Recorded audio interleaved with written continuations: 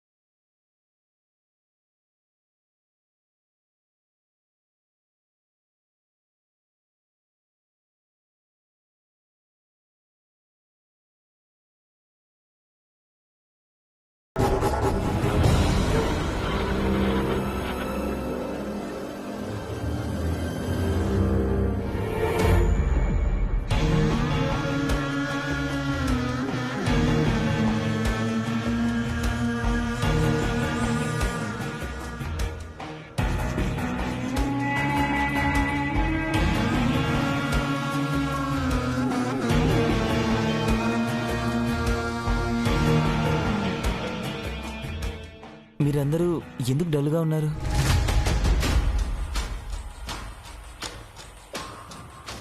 బామ్మ తల్లికి మళ్ళీ ఏమైంది? పెన్నికి యాక్సిడెంట్ జరిగింది పృథ్వీ. వాట్? యాక్సిడెంటా? బామ్మగారు ఇంట్లోనే ఉన్నారు కదా, మరి యాక్సిడెంట్ జరగడం ఏంటి? నాకేం అర్థం కావడం లేదు. అసలు ఏం జరిగిందంటే? రాత్రి ఎవరో ఫోన్ చేసి క్యాటరింగ్ ఆర్డర్ గురించి మాట్లాడారు.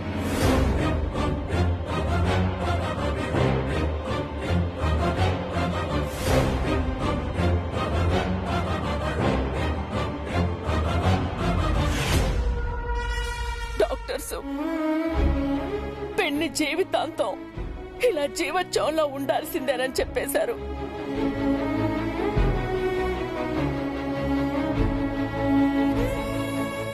నేను ఇప్పటికీ నమ్మలేకపోతున్నాను. ఒక మనిషిని, అందులోనూ పెద్దావిని, పాపం అనే జాలి కూడా లేకుండా ఎంత అమానుషంగా కారుతో గుద్దేయడం ఏంటి?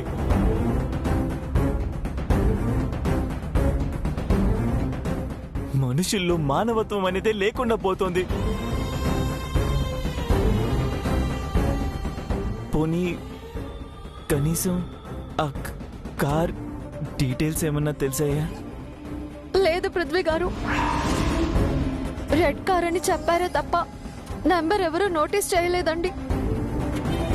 కానీ ఎవరో ప్లాన్డ్ గాని బామ్మగారిని చంపాలని ఇదంతా చేస్తున్నారు. ఎవరు చేస్తున్నారో, ఎందుకు చేస్తున్నారో తెలియటం లేదు. Chaitra, don't worry. ఈ రోజు కాకపోయినా రేపైనా వాడు దొరుకుతాడు. తప్పు చేసిన వాళ్ళు ఎక్కువ కాలం తప్పించుకోలేరు. వాళ్ళ తప్పే వాళ్ళని బయట పెడుతుంది. ఏడిసు నన్ను పట్టుకోవడం ఎవ్వరి తరం కాదు.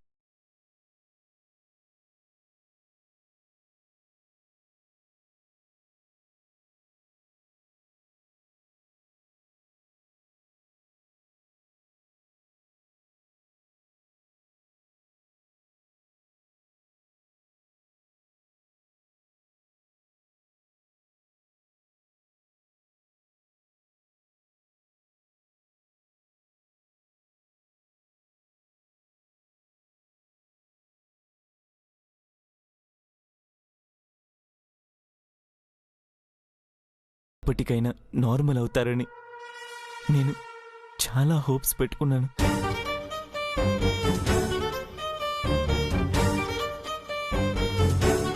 కానీ తనిలా మంచానికే పరిమితమైపోతారని నేను ఎప్పుడు అనుకోలేదు.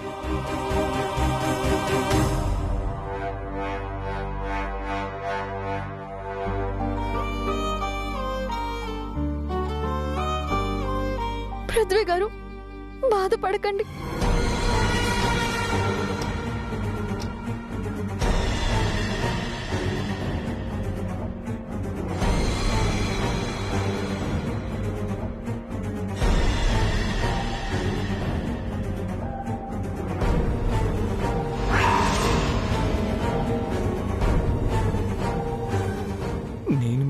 ఓదార్చాల్సింది.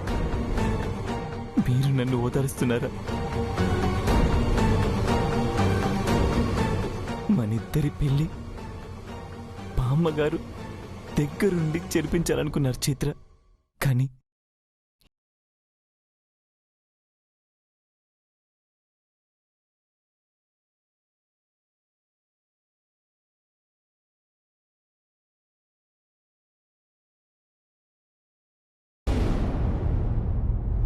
అసలు మీ అందరికీ కొంచెం కూడా డిసిప్లిన్ లేకుండా పోతుంది. నాకు ఈ టైంకి సలాడ్ రెడీగా ఉండాలని తెలీదా? అది నేను గుర్తు చేయాలా? అమ్మకి సూప్ ఇమ్మన్నాను, ఇచ్చారా? Sorry madam. సారీ ఏంటి సారీ? చెప్పింది చేయడం చేత కాదు గాని సారీ అట సారీ. ఏంటి హంస, ఏంటలా కేకలేస్తున్నావు? చూడదునా, ఒక్కరు కూడా యాక్టివ్ గా పనిచేయట్లేదు. ఇదంతా నువ్విచ్చినాల్సే. ప్రతిరోజు టైంకే చేసేస్తారు కదా హంస. ఇవాళ కూరగాయలు రావడం ఆలస్యమైంది. నువ్వొద్దులే, నేను చేసేస్తాను. ఇవే వద్దనేది వదినా. వీళ్ళందరికీ ఇంతంత శాలరీస్ ఇచ్చి పెట్టుకున్నది దేనికి? నువ్వు వంట చేయడానికా? పర్వాలేదులే హంస, మన పని మనం చేసుకోవడంలో తప్పే ఉంది చెప్పు. తప్పు కాదు వదినా, అలా చేస్తే వాళ్ళకి అదే అలవాటైపోతుంది. అందుకే నువ్వు వంట చేయడానికి వీల్లేదు. అవును, అస్సలు వీల్లేదు. స్మైలీ రామ్మా. అత్తయ్య, ఈ రోజు ఎవరు వంట చేయడానికి వెళ్ళలేదు. ఈ రోజు వంటంతా నేనే చేస్తాను. నువ్వు చేస్తావా? అవునత్తయ్య, నేనే చేస్తాను. ఏ చేయకూడదా? టిఫిన్ లాంటిదైతే పర్వాలేదు కానీ వంటలవన్నీ ఎందుకులేమ్మా. ఎవరైనా చూస్తే ఇప్పటినుంచే నిన్ను కష్టపెడుతున్నావు అనుకుంటారు. నా ఇంట్లో నా వాళ్ళకి వంట చేసి పెట్టుకోవడానికి నేనెవరి గురించి ఎందుకు ఆలోచించాలత్తయ్య? ఈ రోజు కాకపోయినా రేపైనా ఇంటి కోడలుగా ఈ బాధ్యతలన్నీ నావే కదా. అదేదో ఇప్పటి నుంచి చేస్తాను. సరేనమ్మా, నీ ఇష్టం. థ్యాంక్ యూ అత్తయ్య. మీరు ఇలా కూర్చొని చూస్తూనే ఉండండి. చక్కా నేను వంటలని పూర్తి చేసేస్తాను. కూర్చోండి, కూర్చోండి. ఆ చాక్ పొడివ్వండి.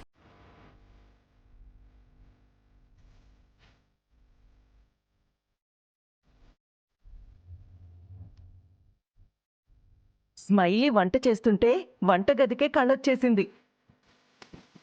ఏవైనా కొత్త కోడలొస్తే ఆ సందడే వేరు. ఇప్పుడేమైంది వదినా? పెళ్లి తర్వాత చూడు, సందడంతా మన ఇంట్లోనే ఉంటుంది. నాకైతే పెళ్లి సందడి ఆల్రెడీ మొదలైనట్టే అనిపిస్తుంది హంస. అన్నట్టు చెప్పడం మర్చిపోయాను అత్తయ్య. పెళ్లికి పెద్ద టైం లేదు కదా, అందుకే అమ్మ పెళ్లి షాపింగ్ త్వరగా కంప్లీట్ చేసుకోమంటుంది. ఆ విషయమే మీతో మాట్లాడడానికి వచ్చాను. దాందే ఉంది, ఇప్పుడే వెళ్దాం. ఏమంటావు వదినా? లేదు హంస, రేపు చాలా మంచి రోజు. పెళ్లి బట్టలు శుభంగా కొనాలి కాబట్టి రేపే వెళ్ళండి. నేను ఆనంద్తో కూడా చెప్తాను. సరేనా స్మైలీ? సరే అత్తయ్య, థ్యాంక్ యూ. ఈ పెళ్లి పనుల్లో ఆనంద్ని విరాజ్ని బిజీ చేసేసి చైత్ర నుంచి డైవర్ట్ చేయాలి. అప్పుడే పృథ్వీకి ఈజీ అవుతుంది.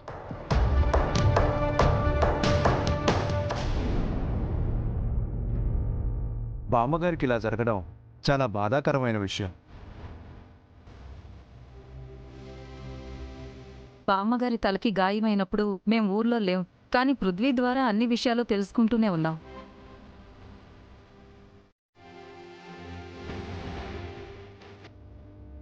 ట్రీట్మెంట్ జరుగుతుందని చెప్తే నిదానంగా కోలుకుంటారులే అనుకున్నాం, కానీ అంతలోనే ఇలా జరిగిపోయింది.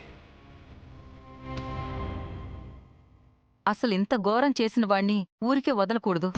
పోలీస్ కంప్లైంట్ ఇచ్చి ఉరిశిక్ష వేయించాలి.